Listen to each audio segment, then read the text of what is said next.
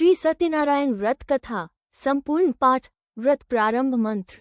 ओम नमो भगवते वासुदेवाय। ओम श्री सत्यनारायणाय नमः। प्रथम अध्याय। नारद जी को भगवान का उपदेश। एक समय की बात है, नारद मुनि तीनों लोकों में भ्रमण करते हुए पृथ्वी पर आए। यहाँ उन्होंने देखा कि कलयुग में मनुष्य पाप, दुख और कष्टों से घिरे हुए हैं। वे सीधे बैकुंठ धाम गए और भगवान विष्णु को प्रणाम कर बोले, हे प्रभु, कलयुग में जीव बहुत दुखी हैं, उनके कल्याण का उपाय बताइए। भगवान विष्णु बोले, हे नारद, इस कलयुग में सत्यनारायण व्रत सबसे सरल और उत्तम है। श्रद्धा और भक्ति से यह व्रत करने वाला मनुष्य धन, संतान, सुख और मोक्ष प्राप्त करता है। यह व्रत किसी भी शुभ दिन, पर्व या संकल्प के समय किया जा सकता है। इसमें मेरे सत्यस्वरूप का पूजन, कथा श्रवण और प्रसाद वितरण अनिवार्य है। द्वितीय अध्याय। गरीब ब्राह्मण की कथा।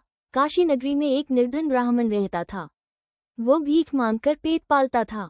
एक दिन भगवान स्वयं वृद्ध ब्राह्मण का वेश धारण कर उसके पास आए और बोले, हे ब्राह्मण, तुम्हारी निर्धनता दूर करने का उपाय बताता हूँ, तुम सत्यनारायण व्रत करो। ब्राह्मण ने अगले ही दिन व्रत किया। भगवान की कृपा से उसका जीवन बदल गया। उसे धन धान्य, सुख और सम्मान मिला। वो जीवन भर यह व्रत करता रहा और अंत में वैकुंठ धाम को चला गया। तृतीय अध्याय। व्यापारी की कथा। एक नगर में सुदामा नामक व्यापारी था। उसने संतान प्राप्ति की इच्छा से व्रत का संकल्प लिया। व्यापार यात्रा पर जाते समय भगवान के पूजन का प्रण किया, लेकिन वापस आने पर भूल गया। इस भूल के कारण उसका जहाज डूब गया और धन समाप्त हो गया। जब उसे अपनी गलती का स्मरण हुआ तो उसने पुनः व्रत कर कथा सुनी, क्षमा मांगी और उसकी खोई हुई संपत्ति लौट आई। साथ ही उसे संतान सुख भी प्राप्त हुआ। चतुर्थ अध्याय। राजा तुंगध्वज की कथा। भक्तों के साथ एक दिन भगवान की कथा चल रही थी। राजा तुंगध्वज ने घमंडवश कथा सुनने और प्रसाद ग्रहण करने से मना कर दिया। इसके परिणामस्वरूप उसका राज्य, धन और परिवार नष्ट हो गए। राजा ने पश्चाताप कर व्रत किया और कथा सुनी, प्रसाद लिया। भगवान की कृपा से सब कुछ वापस मिल गया। तब से उसने आजीवन यह व्रत करना शुरू कर दिया। पंचम अध्याय। लकड़हारे की कथा। एक गांव में एक गरीब लकड़हारा था। रोज जंगल से लकड़ी काटकर बेचता और जीवन यापन करता। एक दिन व्रत करते हुए लोगों को देखा और व्रत की विधि पूछी।